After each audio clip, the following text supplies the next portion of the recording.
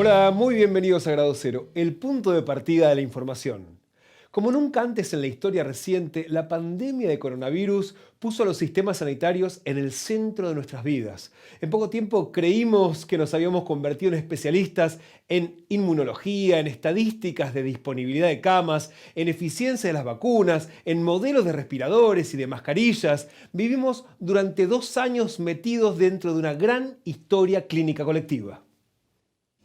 El peor día de contagios desde que la pandemia llegó a la Argentina. Un número que impacta. Se pone así y en las orejas. Y dimensionar cuál es el cuadro de situación de Argentina. 15.622 es el número de contagios. Pero ayer, mire cómo la curva ascendió drásticamente.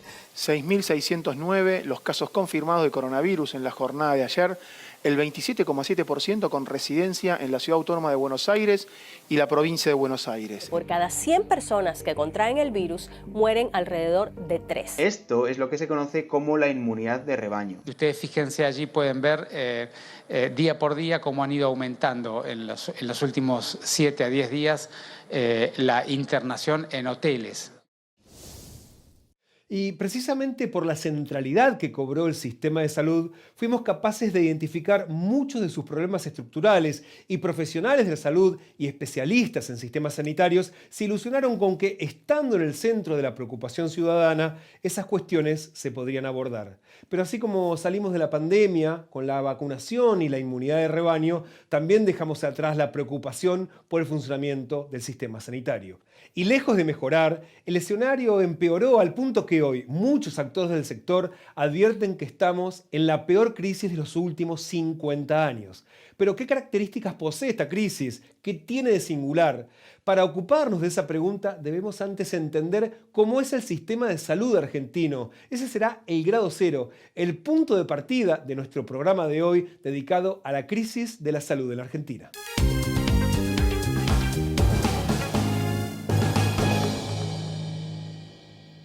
Podemos caracterizar el sistema de salud desde distintos ángulos, por ejemplo, desde el usuario y preguntarnos dónde se atiende y si tiene o no cobertura médica. También desde el lado de las instituciones y trazar un mapa para identificar, por ejemplo, si son públicas o privadas o en qué lugar se encuentran, o bien con una mirada económica, cómo se invierte y se gasta en la salud en la Argentina. Empecemos por los usuarios del sistema de salud.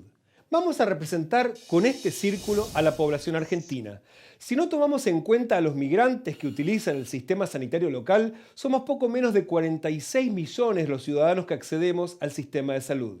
De acuerdo con un estudio que realizó la Oficina de Presupuesto del Congreso, poco más de un tercio, el 36% de la población, se atiende en el sistema público, que es un universo en sí.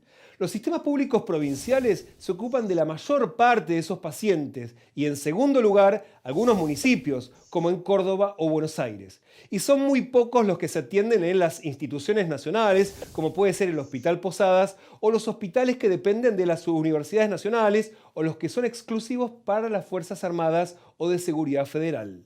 Más del 60% de la población, unas 28 millones de personas, se atienden en el subsistema de la Seguridad Social, un sector complejo donde confluyen las más de 290 obras sociales sindicales de alcance nacional, que incluye al sector más grande de esa cobertura, a las 24 obras sociales provinciales que cubren a los empleados públicos de las 24 jurisdicciones y a los afiliados al PAMI, la obra social de los jubilados y pensionados. Y finalmente, el sector más pequeño en cuanto a la cantidad de pacientes es el de la medicina privada, con el 14% de la población. En este subsector también se incluyen las mutuales y los servicios que ofrecen algunas ONG. Si llevaron la cuenta de la cobertura, habrán advertido que la suma supera el 100%. Ocurre que poco más del 10% de la población tiene más de una cobertura. Por ejemplo, alguien que paga una prepaga y tiene por su trabajo una obra social provincial, o un monotributista que tiene obra social sindical pero contrata por su lado un sistema privado. Estamos hablando de casi 5 millones de personas. El sistema cambia de fisonomía cuando miramos a qué sector pertenecen las instituciones que ofrecen servicios sanitarios, como son los hospitales, las clínicas o los consultorios. Ahora, esta esfera roja va a representar a las 32.857 instituciones con o sin internación, que hay inscriptas en el país. El sector de la seguridad social, que como vimos es el que más pacientes recibe, es el que menos hospitales, clínicas, centros de diagnóstico o consultorios tiene, menos del 1% del total. ¿Y cómo ofrece sus servicios? Contrata instituciones del sector privado, que es de hecho el que concentra la mayoría de esos establecimientos. Estamos hablando de casi el 63%. Ahí se cuentan a los que pertenecen a las prepagas o pequeñas clínicas independientes, consultorios externos, sanatorios de mutuales o de asociaciones de socorros mutuos. Y finalmente, el sector público posee poco más de 1/3 de los establecimientos que brindan servicios sanitarios.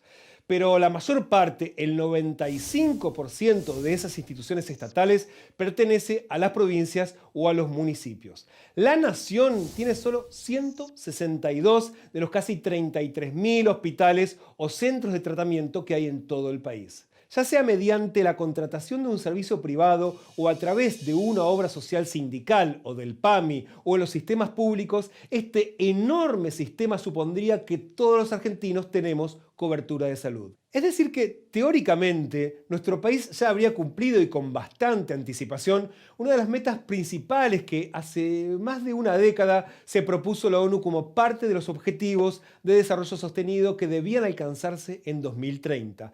La definición de cobertura sanitaria universal que acordaron las naciones, entre ellas la Argentina, establece que todas las personas tengan acceso al conjunto de servicios de salud de calidad que necesiten en el momento y en el lugar adecuados y sin sufrir dificultades económicas por ella. Y acá es donde nuestro inmenso sistema comienza a mostrar grietas. Una manera de establecer las posibilidades de acceso, por ejemplo, a un diagnóstico, es identificar la disponibilidad y ubicación de la tecnología necesaria. Tomemos una patología, el cáncer de mama, el carcinoma más frecuente a nivel mundial y la primera causa de muerte por cáncer en mujeres en todo el mundo. En la Argentina también es la enfermedad oncológica más frecuente entre las mujeres y la que causa más defunciones. Se diagnostican aproximadamente 22.000 casos nuevos y fallecen más de 5.500 mujeres por año. Como se trata de una enfermedad difícil de prevenir, los esfuerzos de la medicina pasan por la detección temprana con el objetivo de garantizar un tratamiento adecuado y oportuno. Y esa posibilidad depende de la disponibilidad de mamógrafos. En el año 2022, el Ministerio de Salud de la Nación realizó un censo de mamógrafos entre todas las instituciones del subsistema público de todo el país. En ese momento se detectaron 388 aparatos en funcionamiento. El estudio mostró que hay distritos con más de 140 mamógrafos, como la provincia de Buenos Aires, otros con más de 25 como Córdoba, la ciudad de Buenos Aires y Santa Fe, y algunas provincias como Formosa o Catamarca con 2 o 3 aparatos para toda la población que se atiende en el sistema público. El dato cobra más relevancia cuando se calcula la densidad de mamógrafos, específicamente la cantidad de mamógrafos por cada 10.000 mujeres de entre 50 y 65 años, el mínimo que se espera que haya para llegar estadísticamente al 70% de la población objetivo. El censo de mamógrafos, estadísticamente, ofrece datos alentadores. La media del país está por encima de 4 y todas las provincias superan el mínimo, aunque la brecha es enorme. En Corrientes hay poco más de un mamógrafo cada 10 mujeres de entre 50 y 65 años, mientras que en Santa Cruz el índice llega casi a 17. Y la provincia de Buenos Aires, que estaba al tope del ranking de cantidad, acá figura por debajo del promedio nacional. Pero lo que no mide este índice es la distribución geográfica, es decir, la posibilidad real de acceso a la tecnología por cercanía, ni tampoco la existencia de los mamógrafos que pertenecen a centros de diagnóstico privados o de las obras sociales. Tomemos un distrito, la ciudad de Buenos Aires, que según este censo tiene 26 mamógrafos en el sistema público, lo que ofrece un índice de 6 aparatos por cada 10.000 mujeres con riesgo de contraer la enfermedad. Veamos el mapa que elabora la Sociedad Argentina de Mastología, que no registra la cantidad de mamógrafos, sino los centros médicos en los que se puede realizar el diagnóstico, en los que puede haber incluso más de un aparato. En la ciudad, el sistema público exhibe 17 instituciones distribuidas en todo el territorio. y llegan a 45 si se suman los consultorios o clínicas privadas de obras sociales y las que pertenecen a alguna ONG. Desde el extremo de Villa Riachuelo, el barrio más distanciado de un mamógrafo, hasta el Hospital Santoianni, donde está el aparato más cercano, se tarda media hora en transporte público combinando dos colectivos. Pasamos ahora a la provincia de Salta, una de las 5 provincias con la menor cantidad de mamógrafos por habitante. 16 de los 23 centros de diagnóstico están en Salta capital y los demás se ubican en otras 3 localidades, Joaquín B. González, Metán y Tartagal. Pero, por ejemplo, desde la comunidad Huichi El Teuquito, ubicada en el departamento Rivadavia, al oeste provincial, una mujer debe recorrer más de 300 kilómetros en auto, unas 4 horas, para hacerse una mamografía. Y si nació en la comunidad Colla de Tolar Grande, la posibilidad de realizar ese estudio se vuelve aún más compleja, ya que debería viajar más de 7 horas en camioneta, en gran medida por caminos de ripio de montaña, para recorrer los 380 kilómetros que la separan de la ciudad de Salta. La brecha en el acceso a la salud mantiene a esta provincia, desde hace décadas, en uno de los peores lugares en materia de resultados sanitarios en el país. No ya de enfermedades con tratamientos relativamente complejos, como el cáncer de mama, sino y en especial por las complicaciones que se derivan, por ejemplo, de la desnutrición infantil.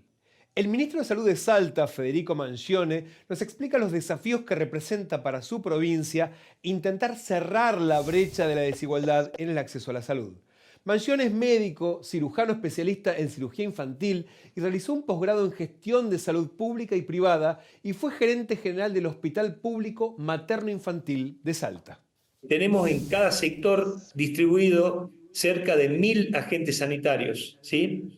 Un poquito más. Nos está faltando y estamos trabajando en agregar más para poder tener una buena cobertura.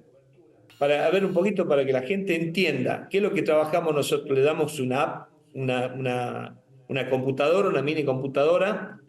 Hemos implementado el sistema digital único de historia clínica, en donde geolocalizamos los pacientes y el agente sanitario nos comenta y asienta en su computadora cada patología que tiene, cuántos son los que forman la familia, el estado de salud, lo miden, lo pesan a los chicos, lo controlan y de esa manera nosotros vamos combatiendo diferentes tipos, sobre todo el problema en el norte, que lo hemos declarado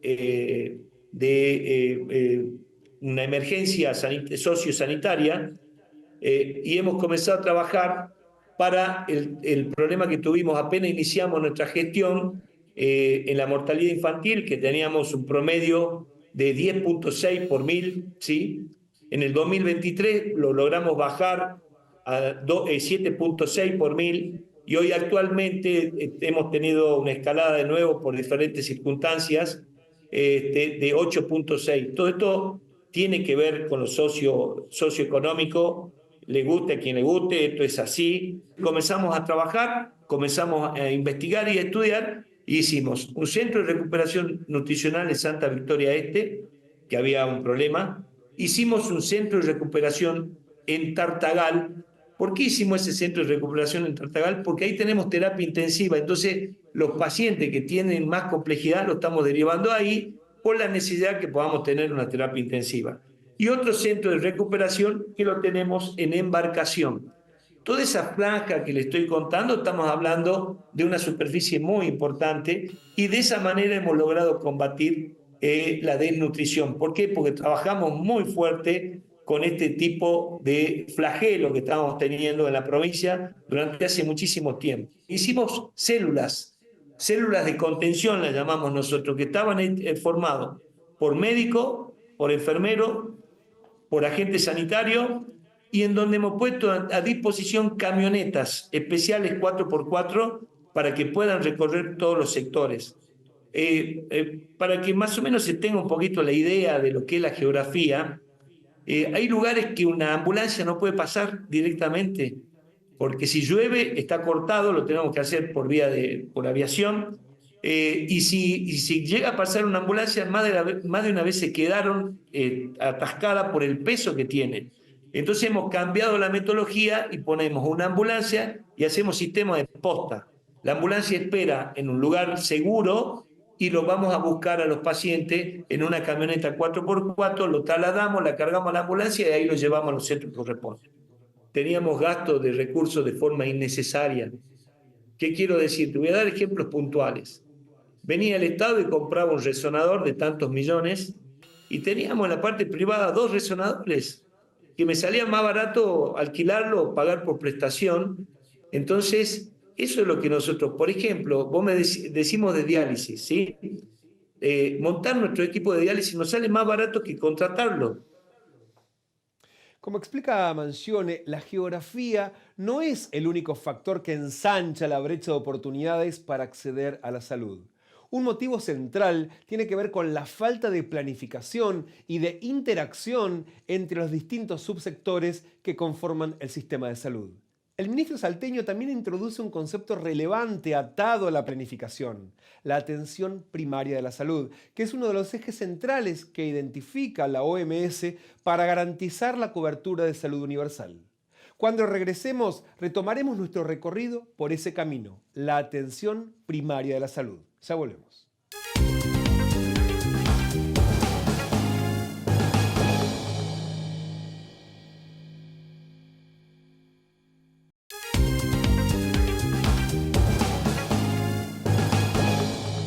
Hace una década, los países que integran la Organización Mundial de la Salud establecieron una serie de prioridades para alcanzar en 2030 la cobertura de salud universal.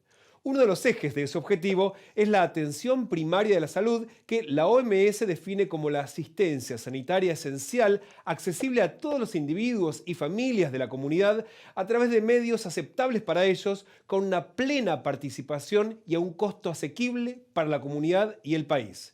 De acuerdo con este enfoque, alcanzar la cobertura de salud universal, privilegiando la atención primaria, permitiría, por ejemplo, elevar en casi 4 años la expectativa de vida de toda la población mundial al cabo de los próximos 5 años. Conozcamos cómo funciona la atención primaria de la salud en el ámbito de la Ciudad de Buenos Aires. El Servicio de Salud Pública de la Ciudad de Buenos Aires está formado por más de 100 instituciones, entre los 16 hospitales generales de agudos, incluyendo 2 de niños, los 19 hospitales especializados y una extensa red de centros barriales que integran el nivel primario de atención sanitaria porteña. La atención primaria es una estrategia, es una manera de poder cubrir las necesidades en salud de la población. Y el plan de salud del Ministerio de Salud de la Ciudad de Buenos Aires privilegia la atención primaria. ¿Qué quiere decir? Un cuidado de cercanía.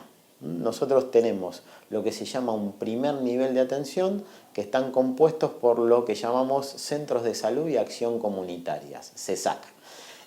La idea es que las personas ingresen a través de esta puerta de entrada y que sea el administrador de los cuidados de las personas. Y cuando necesite un nivel mayor de complejidad, tenemos otras estructuras. Una estructura nueva, que son los CEMAR, que son Centros de Especialidades Médicas Ambulatorias de Referencia, y los hospitales. Pero que el mayor cuidado sea cercano a su domicilio. Esa accesibilidad garantiza que la persona tenga un ida y vuelta, y lo que pretendemos es que cada ciudadano de la Ciudad de Buenos Aires tenga su propio médico de cabecera, su propio equipo, y ese vínculo es lo que favorece la atención primaria, que una de las características es la accesibilidad y la continuidad. Gabriel Batistela es médico clínico y de familia y está a cargo de la Subsecretaría de Atención Primaria del Ministerio de Salud porteño. Él nos explica que los centros de atención de nivel primario se enfocan en la prevención más que en el tratamiento y en las especialidades que más se acercan a ese objetivo, como pediatría, medicina general, clínica y salud mental. Cada centro de salud tiene un área de responsabilidad, o sea, tiene asignadas manzanas, que lo ideal es que las personas que viven en esa manzana se atiendan en ese centro de salud, pero no solo por eso, sino que el centro de salud participe en la vida de la comunidad de las personas, se integre a todas las organizaciones, instituciones sociales, políticas, culturales, porque es donde trasciende la vida de las personas. La atención primaria figura en el centro de las estrategias sanitarias globales desde el año 78, pero es una estrategia que no siempre es bienvenida por la población a la que se dirige. A veces se confunde la atención primaria con atención precaria, o el centro de salud pasa a ser la sala periférica, el centro periférico, como que la salud pasa por el hospital y el centro de salud es algo precario y tiene la misma capacidad en atención, tiene especialidades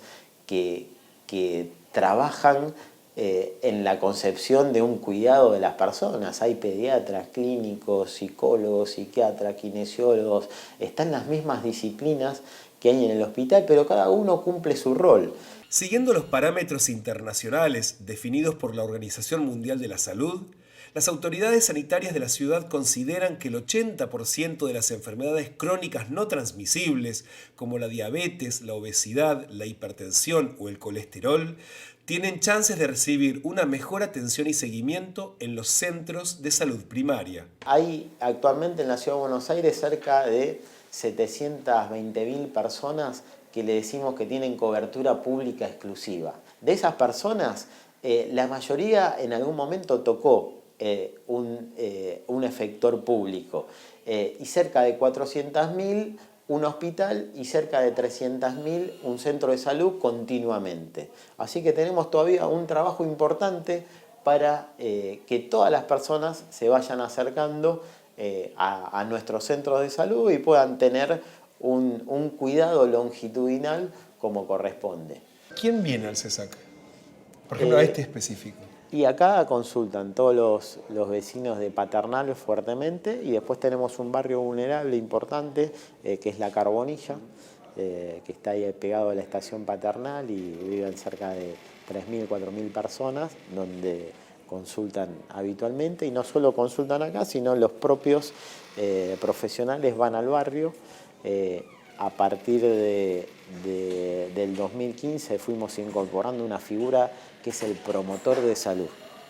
El promotor de salud es una persona que está capacitada en salud y que tiene que tener las características de vivir en el barrio. Entonces es la llavecita a muchas situaciones que nosotros con un guardapolvo no podríamos llegar. Los vecinos del barrio pueden acceder a los servicios de los CESAC presentándose espontáneamente o con turno previo que, según promete Batistela, debería ser asignado dentro del mes desde que se lo solicita. Celeste, ¿a qué venís al CESAC? A pediatría. Siempre atiendo, tengo uno de 12 y ella de 2. ¿Hace mucho que te atendés en el CESAC? Ya me atendí durante el embarazo, hace 3 años. La atención profesional es divino, el lugar es divino. Solo a veces un poco el tema de recepción. Ahora las chicas que están ahora, bien. ¿Y el tiempo para esperar un turno es muy largo? ¿Para sacar o el tiempo de espera en el lugar? No, para sacar, digamos. ¿Cuánto tiempo tenés que esperar? No, eso nunca. Porque yo, por ejemplo, vine con mi otro nene la semana pasada, aproveché a sacarle un turno a ella de control y fue de una semana para la otra. ¿Y usted sabía de la existencia del servicio de atención primaria de la ciudad? No. No sabía. Y si no hubiese sido por su hija, ¿hubiese ido a buscar un turno en un hospital? ¿Cómo se manejaba habitualmente? A la prepaga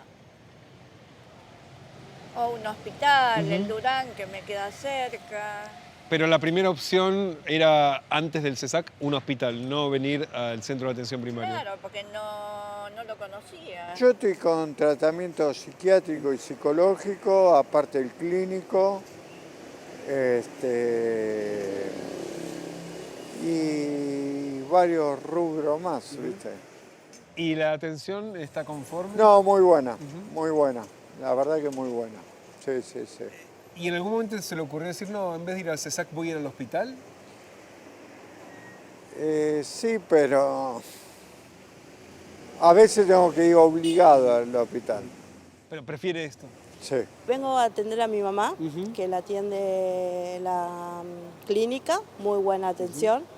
Los turnos los conseguimos para ella de una semana a la otra. De hecho, nos mandaron a hacer una placa que ya tenemos el turno para mañana. Ah, rápido. ¿Siempre se atienden acá en el CESAC? Sí, siempre. Sí. ¿Y hace cuántos años? Hace más de 5 años. Ah, ¿y antes a dónde ibas? Hospitales. Hospitales. ¿Y preferís la atención en el CESAC? Sí, porque no hay que madrugar para sacar turno. Cosa que en los hospitales Uno va si es una urgencia que no se puede atender acá, se va al hospital, pero si no, controles diarios acá. Como dijo el doctor Batistela, todavía hay un largo camino para recorrer para que la sociedad se apropie de los servicios que ofrece la atención primaria de la salud. Pero no solo para la población en general, sino también para la propia comunidad médica, que por un lado es muy hospitalocéntrica y por otro descuida las especialidades vinculadas con la atención primaria. En la Argentina hay poco más de 186.000 médicos matriculados de acuerdo con los últimos datos disponibles de la Red Federal de Registros de Profesionales de la Salud que gestiona el Ministerio de Salud de la Nación. De ese total, el 46% no tiene ninguna especialidad, es decir, que cortaron su formación al concluir los 6 años de la carrera de grado. Los demás sí tienen alguna especialidad e incluso una subespecialidad. Y de ese grupo, una porción menor que representa el 14% del total está formado en alguna de las especialidades relacionadas con la atención primaria de la salud. Hay un dato que evidencia el desinterés que hay entre los médicos en formación a aspirar a una especialidad y puntualmente a una de las especialidades relacionadas con la atención primaria. Se trata de los concursos que se realizan en todo el país en forma simultánea para cubrir los cargos para residentes en hospitales. Recordemos que la residencia es una etapa rentada de la formación de un médico. Desde el año 2010 hubo llamados a concursos en todas las provincias para cubrir casi 20.000 cupos de residencias del nivel básico, por ejemplo, para medicina general o clínica médica, y del nivel posbásico, como terapia intensiva o neumonología. En total se adjudicaron 11.700 puestos, casi el 60%, es decir, que poco más del 40% de los cargos quedó vacante. Para que se entienda, son médicos residentes que faltan en el presente y especialistas que no habrá en el futuro. Los números se vuelven más preocupantes cuando miramos las especialidades propias de la atención primaria de la salud. Vamos a detenernos en la pediatría, ya que se trata de la especialización más demandada por el sistema sanitario. Desde 2010 hubo concursos para cubrir casi 4.000 cupos entre todas las provincias y se adjudicaron 2.664 residencias, el 67%. Quedaron vacantes 1.292 puestos. Y en el último concurso que se realizó en junio de 2024 para esta especialidad, se anotaron 417 aspirantes para 600 cargos en todo el país. En ese caso no hablamos de asignaciones de cargos, sino de los inscriptos para rendir el examen. Hay un déficit desde el punto de partida. ¿Por qué ocurre esto? ¿Por qué esta falta de interés? Se lo consultamos al médico pediatra, legista y psiquiatra infanto-juvenil Javier Indart de Arza, que preside la Sociedad Argentina de Pediatría y es director médico del Hospital de Niños Pedro Elizalde de la Ciudad de Buenos Aires. La clínica médica y la clínica pediátrica están pasando por una crisis. En realidad no es aceptada por muchos jóvenes que se reciben. Esto se debe a un sinnúmero de situaciones, no es una sola causa. Primero, lo que tarda un pediatra en formarse. A los 7, 8 años de carrera de pregrado se le agregan 4 años de carrera de posgrado. Con lo cual son 10 años de la vida que creo que muchos jóvenes no están aceptando como una situación para su vida profesional. Lo segundo es la tarea del pediatra en sí. El pediatra está con una gran demanda desde lo afectivo, desde la cantidad de tiempo que le debe llevar las consultas, desde la angustia de los padres. El ejercicio profesional de cada uno de nosotros es un escenario complejo, mal remunerado, que exige muchos trabajos, el pluriempleo, y aún así muchas veces nos cuesta llegar a fin de mes. Esto hace que profesionales por ejemplo, de Mendoza o de Corrientes vayan a países limítrofes a ejercer la pediatría. El problema de la escasez de pediatras va a transformarse, ya es un problema serio, y hay modelos que indican que si la tendencia es así como estamos teniendo, en 10 años vamos a tener un problema grave de salud pública respecto a la pediatría. La pediatría en la Argentina no va a ser atendido en calidad y en cantidad por los pediatras que la población de niños, niñas y adolescentes necesitan. El escenario que plantea anticipa un futuro cercano muy sombrío, aunque no solo es una advertencia por el futuro. El doctor Indart también advierte que muchos de los que efectivamente sí hacen la residencia en pediatría después avanzan hacia una subespecialidad, como puede ser la dermatología infantil, con el objetivo de planificar una vida profesional con mayores ingresos. Son casos que, si bien la estadística no los registra, se suman al déficit general de pediatras que hay en el país porque son profesionales que tienen la formación necesaria, pero que finalmente no brindan sus servicios en la atención primaria.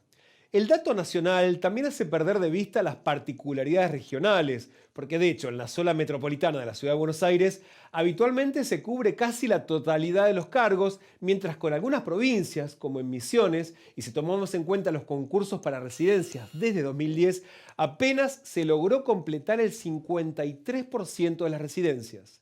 Y decíamos que la falta de postulantes para formarse como especialistas en pediatría no solo anticipa problemas futuros, sino que puede ser interpretada como el síntoma de un problema actual. ¿Cuántos médicos son suficientes? La Organización Mundial de la Salud recomienda que para lograr un acceso universal a los servicios sanitarios es necesario que haya entre 2 y 3 médicos por cada 1000 habitantes. El mundo está lejos de llegar a esa cifra. Según datos de la propia OMS, el promedio es de 1,7 médicos por cada 1000 habitantes y la Argentina supera largamente ese número. Hay casi 4 médicos por cada 1000 habitantes, lo que coloca a nuestro país por encima de naciones más desarrolladas, como los Estados Unidos, Francia o Países Bajos, y casi duplica la tasa de médicos que hay en Brasil. En esta selección de países se advierten los contrastes. En muchos países africanos, como en Kenia, hay 2 médicos, pero no cada 1000, sino cada 10.000 habitantes. Y en el otro extremo está Cuba, donde hay casi 1 médico por cada 100 habitantes. Dentro de la Argentina, la inequidad territorial es aún más marcada. Si comparamos la cantidad de médicos que hay en cada distrito, el resultado puede asombrar.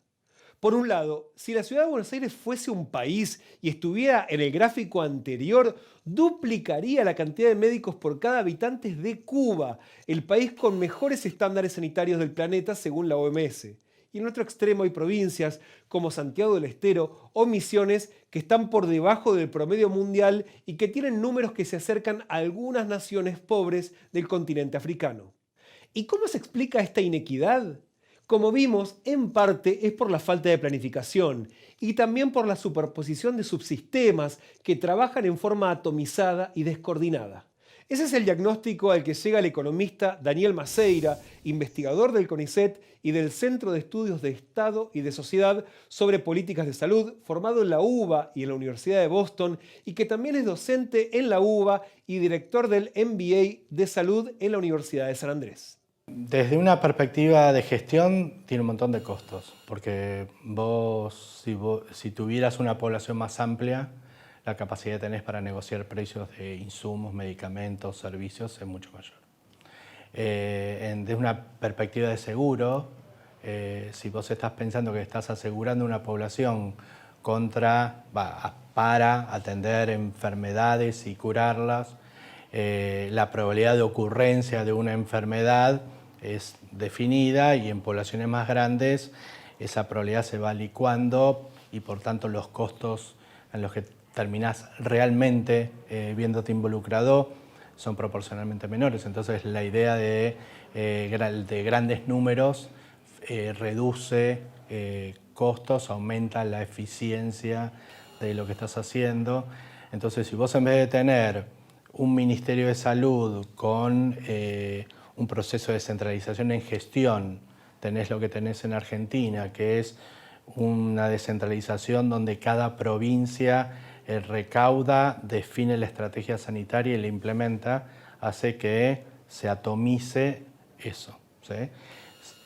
Y eso está hablando del sistema público. Cuando hablas de la seguridad social te pasa lo mismo, donde también tenés un montón de actores que no necesariamente en el cotidiano tienen capacidad de acordar, de sentarse y decir, ¿qué hacemos? Vamos para tal lado o para el otro. Entonces vos sumás todo eso y te encontrás un sistema que es administrativamente muy demandante, ¿no? Y que multiplica puestos de gestión.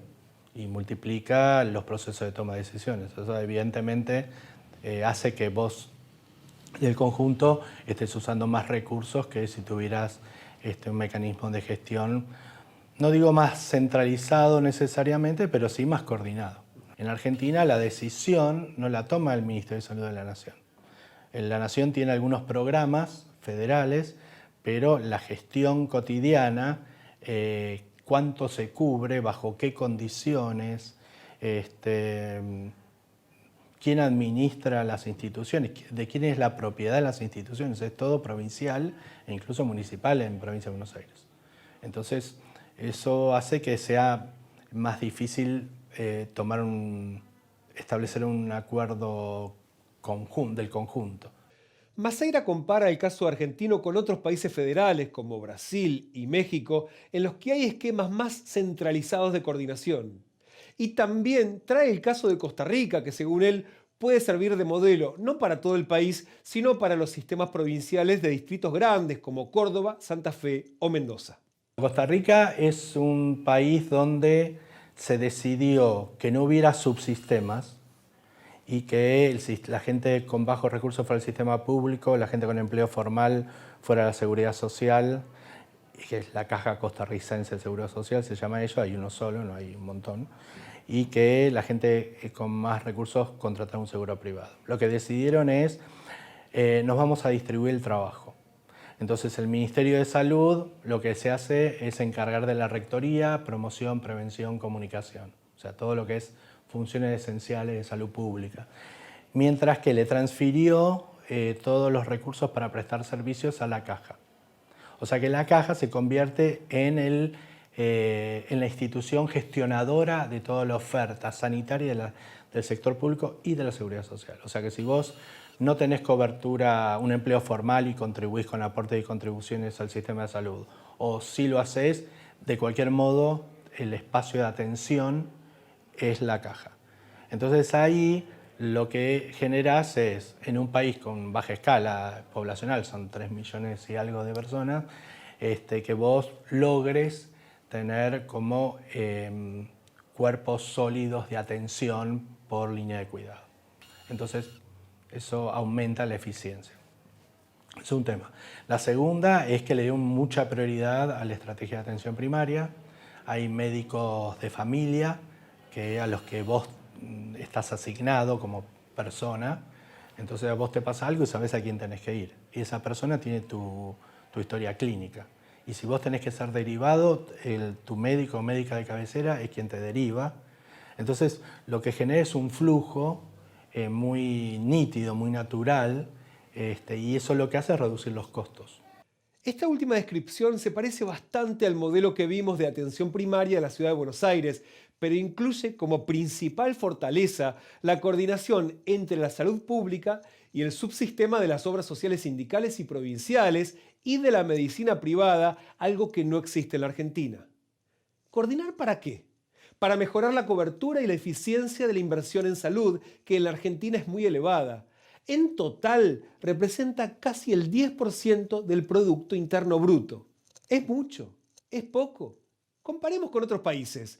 De acuerdo con la última información disponible del Banco Mundial, en la Argentina se invierte unos $1.900 anuales per cápita, lo que ubica al país en el 5º lugar del ranking del gasto de los 32 países latinoamericanos.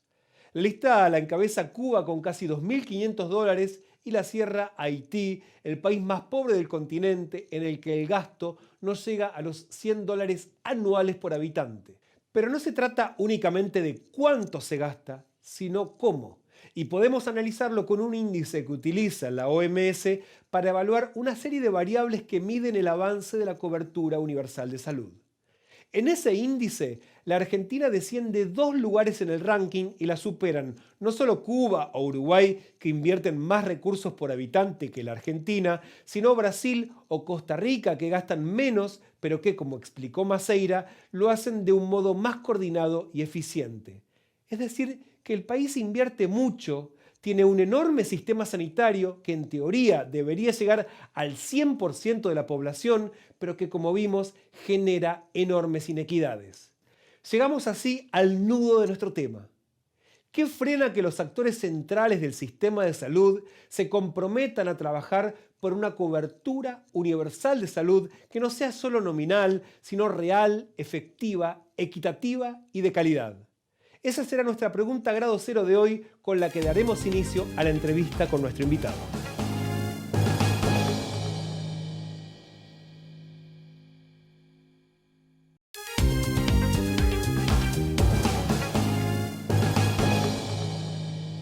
Habíamos dejado planteada nuestra pregunta grado cero. ¿Qué impide u obstaculiza que quienes gobiernan el sistema de salud trabajen por una cobertura universal de salud que sea efectiva, equitativa y de calidad?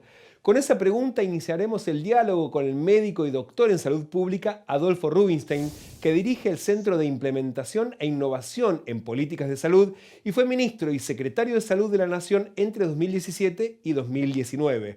Rubinstein es investigador principal del CONICET, magíster en epidemiología clínica por la Universidad de Harvard, diplomado en economía de la salud en la Universidad de York y es fundador del Servicio de Medicina Familiar y Comunitaria del Hospital Italiano. Adolfo, muchísimas gracias por venir. Vamos a hacer la pregunta grado cero que dejamos planteada. Uno supone que todos los actores del sistema de salud ya conocen el diagnóstico. Entonces la pregunta es, ¿qué impide que ellos se sienten y empiecen a trabajar por una cobertura universal de salud que no sea nominal, ideal, sino efectiva, de calidad y equitativa? Lo que acabas de decir, Damián, es clave. Acá no se trata de conocer el qué es lo que hay que hacer. Yo creo que más o menos hay un consenso bastante amplio en lo que hay que hacer y cuáles tienen que ser los ejes de una reforma sanitaria. El tema es cómo. Cómo, quiénes y cuándo. Y yo creo que ahí está la clave del asunto y lo que verdaderamente sigue siendo dificultoso para resolver. El sector salud es un sector complejo. Cuando digo complejo, es un sector muy diverso, con una enorme cantidad de actores, digamos, con muchísimos recursos y dinero en juego. Estamos hablando de un 10% del Producto Bruto Interno, cosa que a veces no se sabe, no se conoce. 10%, mucho más que educación, mucho más que defensa, mucho más que seguridad. Te estoy hablando de uno de los sectores más dinámicos y más importantes de la economía y donde hay actores por todos lados. Si vos ves el sistema de salud argentino, yo te diría que es un sistema de salud bastante robusto, aunque se ha deteriorado mucho en los últimos pocos años, y ni que hablar después con la pandemia y después. Pero sigue siendo uno de los sistemas de salud de mejor acceso y cobertura en la región, comparado con otros países latinoamericanos. Pero claro, si vos me preguntás, con esta magnitud de inversión, ¿se podría llegar a tener mejores resultados sanitarios? Sin duda. O sea, tenemos resultados que están muy lejos de lo que cabría esperar dada la magnitud del gasto. Y eso es un tema. Ahora, si querés hablamos de cuáles son esos agujeros que vos me mencionás. Más allá de la fragmentación y la segmentación, yo te diría que es bastante común en casi todos los países latinoamericanos, lo cual es un tema porque obviamente no solo están segmentados y fragmentados y con financiamiento plural, sino que además falta coordinación y articulación entre los sectores, el público, la seguridad social, el sector privado, sino que también hay enormes bolsones de ineficiencia al interior de cada uno de los sectores. Más allá de las cuestiones macro, de que por ejemplo el sector público tiene, digamos, una descentralización que fue hecha a las apuradas y, digamos, que tiene que ver con lo que yo llamo un federalismo bobo, no un federalismo inteligente, donde el Ministerio de Salud de la Nación tiene, digamos, yo te diría, un poder para poder planificar y ejecutar las políticas nacionales muy limitado, donde la salud ha sido devuelta a las provincias sin demasiada planificación estratégica.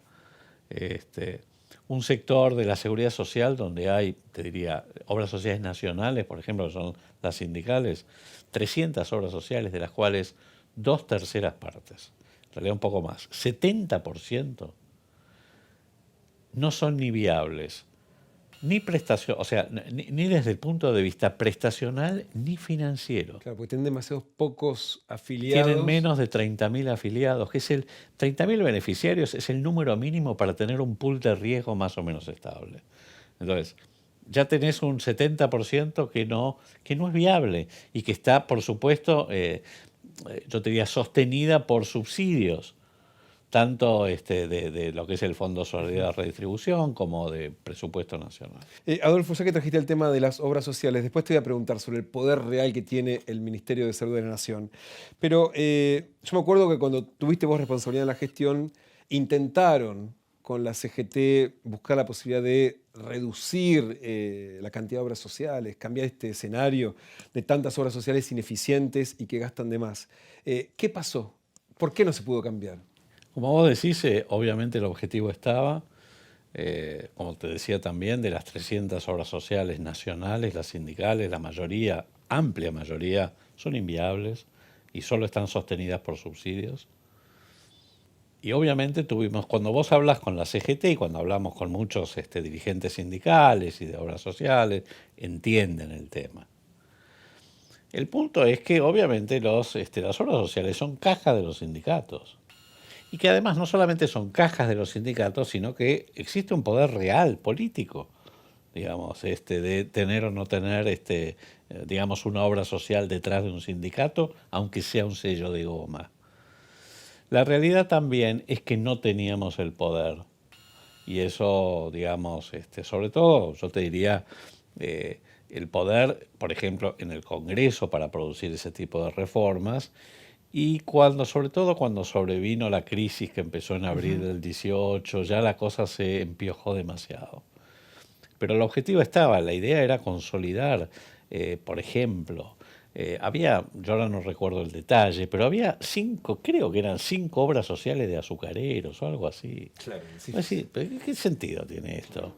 Ahora sí voy a lo del Ministerio de Salud, porque planteaste algo, este federalismo bobo genera mucha inequidad, digamos, porque tenés las provincias más ricas en donde los indicadores de salud son mejores y las más pobres donde se nota. Por lo tanto, ahí una cobertura universal y es mentirosa.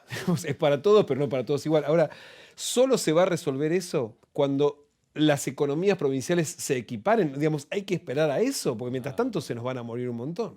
Es que en la Argentina, el 100% de los argentinos tenemos, en teoría, cobertura universal.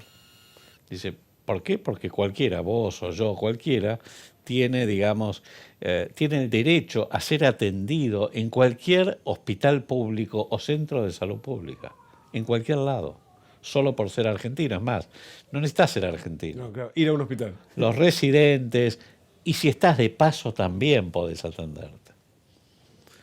Ahora, la realidad es que eso es lo que yo llamo cobertura universal nominal.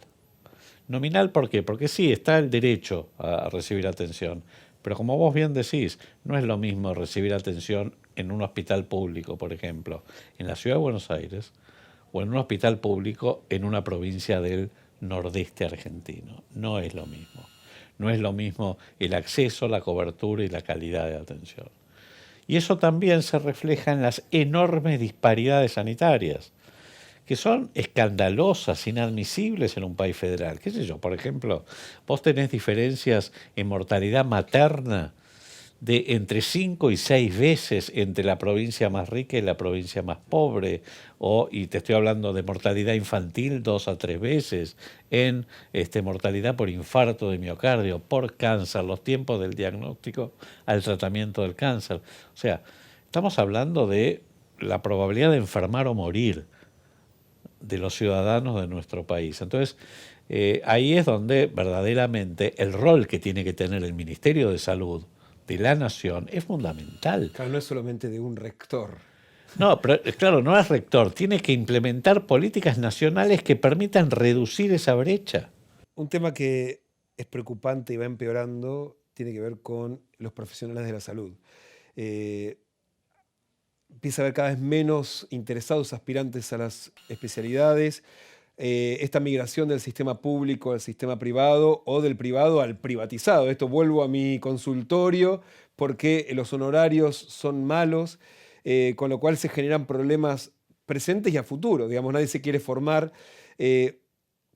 Tanto le suma a este 10% de PBI, digamos, tanto le suma que haya salarios razonables para que esto no ocurra. No, la respuesta corta es no.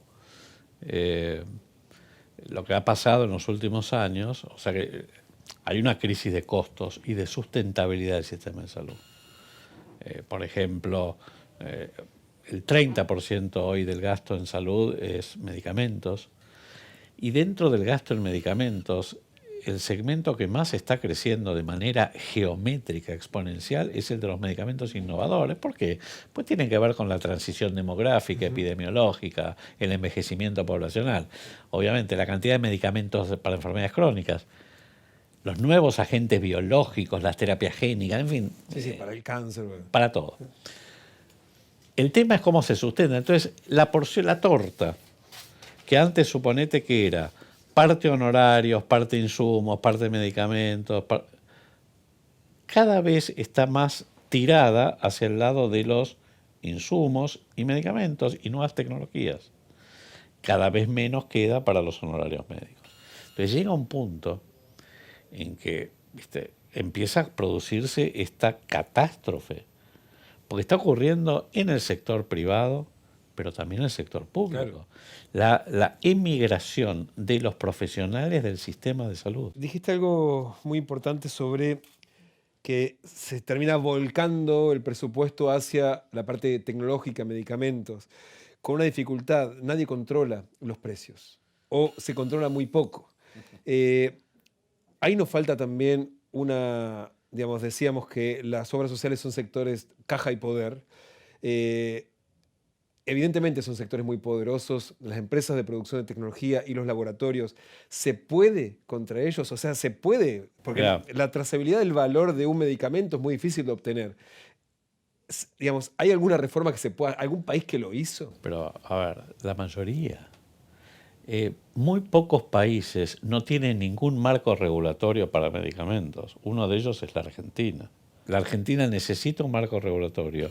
Dos cosas: para tratar de regular la innovación tecnológica y que obviamente uno aproveche la innovación desde ya, porque eso es el progreso y el avance científico y tecnológico, pero a la vez que mantenga la sustentabilidad del sistema de salud. Y las dos cosas son regulación de precios y regulación de cobertura de tecnologías, políticas de cobertura de tecnologías. Suena incómodo, pero ¿es razonable poner límites a las prestaciones? ¿O el sistema tiene que cubrir todo a todos sin importar cuánto cuesta? Porque el tema es, aparece una nueva tecnología que decir, mirá, tal vez salvamos a alguien y eso es muy caro, pero dejamos tal vez a muchos sin atención primaria, digamos. Porque es que ese es el dilema. Vos podés decir, o sea, yo quiero todo. Primero que decir yo cubro todo es mentira. Sí. Hay gente esperando meses una prótesis de cadera. Es mentira. Vos obviamente tenés que generar marcos de cobertura explícitos y claros. Porque si no pasa eso. Sí, uno, el que llega primero, seguramente va a recibir el beneficio de la nueva tecnología y todo lo que está en la cola, no. Entonces, la Argentina no, ni la Argentina ni el país más rico del mundo hoy tiene digamos, puede sostener un criterio digamos, como este.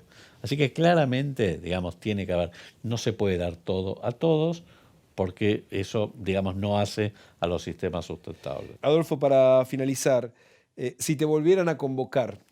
Cosa que no voy a hacer. Que no aceptarías. No. Ahora, si te volvieran a convocar, ¿qué harías diferente y por dónde empezarías?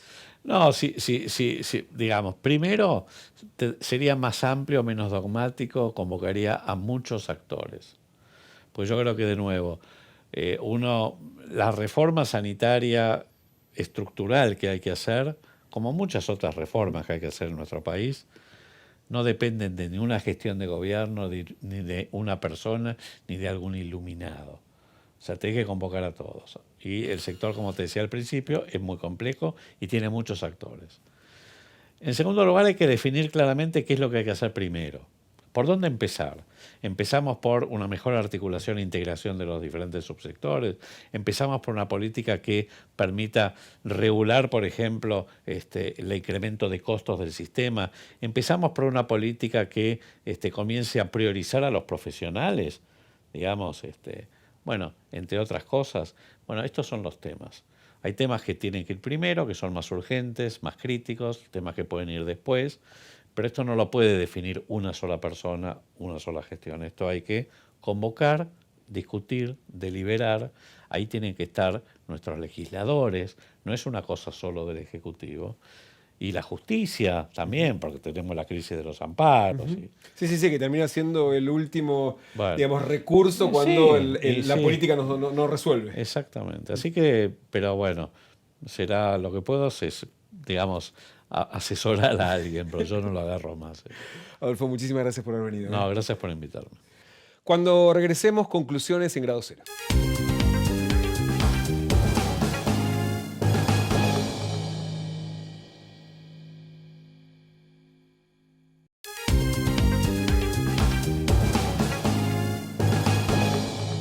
Argentina es uno de los países de la región que más invierte en salud. Como hemos señalado, equivale al 10% del Producto Interno Bruto de nuestro país, lo que es comparable con la producción agrícola o la industria de la construcción. Pero el servicio sanitario argentino no alcanza los resultados que logran otros países como Brasil o México, que tienen mejores indicadores, pero con una inversión pública y privada más reducida. Nuestro país no tiene un problema presupuestario, sino de organización y de gestión.